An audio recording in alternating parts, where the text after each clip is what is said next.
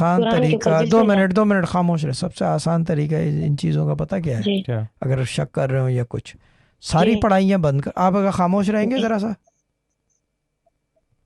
ہوں سوال ہی پیدا سوال ہی نہیں. پیدا نہیں ہوتا. ٹھیک ہے نا، خاموش رہ جاتے، سارے کام ہوئے ہوئے ہوتے ہیں ان کے.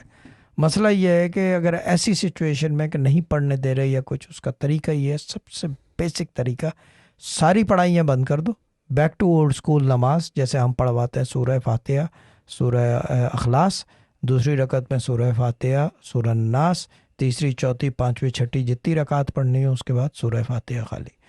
نماز سلام پھیرنے کے بعد تسبیح فاطمہ، ہاتھ اٹھائے، دعا کی اپنی، اینڈ دیٹس اباؤٹ اٹ. نماز.